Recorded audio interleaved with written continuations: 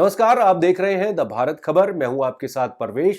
शुरुआत करते हैं दिल्ली की 10 बड़ी खबरों की, लेकिन उससे पहले एक छोटी सी अपील है आपसे। अगर आपने अभी तक द भारत खबर चैनल को सब्सक्राइब नहीं किया है तो तुरंत सब्सक्राइब कर लीजिए, साथ ही बेल आइकन का बटन भी दबा दीजिए। दिल्ली के जंतर मंतर पर कड़कती धूप में ओलंपिक विजेता खिलाड़ियों का धरना 17वें दिन भी जारी है। धरने में शामिल खिलाड़ी और उनके समर्थक यौन उत्पीड़न के आरोपी भाजपा के सांसद और कुश्ती संघ के अध्यक्ष बृजभूषण शरण सिंह की गिरफ्तारी की मांग कर रहे हैं। देश के कोने कोने से खिलाड़ियों के समर्थन में आए लोग जंतर मंतर पर डटे हैं। धरना स्थल पर मीडिया का भारी जमावड़ा लगा हुआ है। किसानों और खापों का भी इस धरने को समर्थन मिला हुआ है। इस मामले में पॉक्सो एक्ट लगने के बावजूद बृजभूषण शरण सिंह कानून के शिकंजे से बाहर है। दिल्ली के मुख्यमंत्री अरविंद केजरीवाल के आवास पर किए गए 45 करोड़ रुपए के खर्च का मामला तूल पकड़ता जा रहा है। मुख्यमंत्री अरविंद केजरीवाल के आवास के नवीनीकरण में फिजूल खर्ची और अस्पष्ट तरीके से किए गए खर्च के साथ ही पर्यावरण संरक्षण, संरक्षित इमारतों और जोनल प्लान के नियमों के उल्लंघन के आरोपों को लेकर उपराज्यपाल वीके सक्सेना ने 7 दिन में मुख्य सचिव से विस्तृत रिपोर्ट मांगी है। एलजी ने ये आदेश पूर्व केंद्रीय मंत्री अजय माकन की ओर से की गई शिकायत के आधार पर दिया है। दिल्ली के उपराज्यपाल विनय कुमार सक्सेना के खिलाफ आपराधिक केस चलेगा। एलजी साहब ने याचिका डाली थी कि वो तो अब दिल्ली के एलजी हैं और उनका दर्जा किसी भी गवर्नर से ऊपर है, बस प्रेसिडेंट से थोड़ा नीचे है, इसलिए उनके ऊपर कोई क्रिमिनल ट्रायल नहीं चलना चाहिए। अहमदाबाद की कोर्ट ने दिल्ली के एलजी की इस अर्जी को खारिज कर दिया है, जिसमें उन्होंने उपराज्यपाल होने पर मिली इम्यूनिटी का जिक्र करके क्रिमिनल ट्रायल से छूट मांगी थी। अहमदाबाद की कोर्ट में एडिशनल मेट्रोपॉलिटन जज PN गोस्वामी ने सक्सेना की तरफ से दाखिल अर्जी को खारिज कर दिया। सक्सेना पर आरोप है कि उन्होंने 2002 में अहमदाबाद के साबरमती आश्रम में सामाजिक कार्यकर्ता मेधा पाटकर पर हमला किया था। दिल्ली सरकार के कैबिनेट मंत्री सौरभ भारद्वाज ने गुजरात कोर्ट के फैसले के बाद उपराज्यपाल विनय कुमार सक्सेना पर एक बार फिर निशाना साधा है। उन्होंने एक प्रेस कॉन्फ्रेंस को संबोधित करते हुए कहा कि दिल्ली के एलजी ने संविधान ही पलट दिया। वो कहते हैं कि वो राज्यपाल से ऊपर और राष्ट्रपति से नीचे हैं, लेकिन कोर्ट ने उनकी एप्लीकेशन रिजेक्ट कर दी है। साथ ही ये भी कहा है कि एलजी को संविधान के तहत कोई इम्यूनिटी नहीं मिली है। सौरभ भारद्वाज ने कहा कि इससे साफ है कि एलजी अफसरों को ऑर्डर देकर गलत काम करवाते हैं तो उन पर मुकदमा भी हो सकता है। दिल्ली वालों को आज पता चला कि उनके एलजी का पास्ट क्या रहा है। साबरमती आश्रम में गुंडों के साथ घुसकर एक महिला पर हिंसा करने के मामले में उन पर आपराधिक मुकदमा चल रहा है। अब ट्रायल चला तो एलजी संवैधानिक पद की दुहाई देकर इससे बचना चाहते हैं। उन्होंने एलजी पर तंज कसते हुए कहा कि दिल्ली सरकार को 3 सप्ताह की देरी होने पर वो चिट्ठी जारी कर देते हैं। 22 साल तक खुद पर गुजरात में एक आपराधिक केस का ट्रायल नहीं चलने देते। दिल्ली बीजेपी के अध्यक्ष वीरेंद्र सचदेवा ने मुख्यमंत्री अरविंद केजरीवाल को बहस की खुली चुनौती दी है। सचदेवा ने कहा कि मनीष सिसोदिया को जमानत नहीं देने के कोर्ट के आदेश पर वो खुली बहस के लिए आगे आए। उन्होंने कहा कि बंगला घोटाला उजागर होने के बाद आम आदमी पार्टी की छवि को पूरी तरह खो देने के कारण केजरीवाल मानसिक तनाव में है।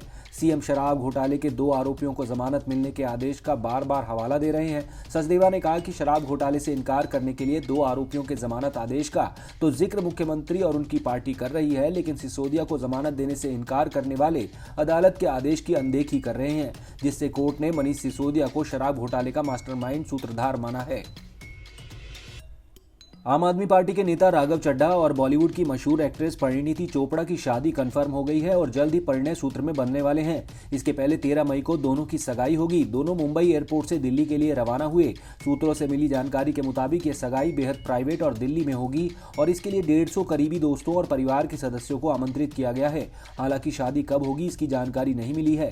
आपको बता दें कि राघव चड्ढा और परिणीति चोपड़ा लंबे समय से एक दूसरे को जानते हैं। दोनों ने साथ में लंदन स्कूल ऑफ इकोनॉमिक्स में पढ़ाई की थी।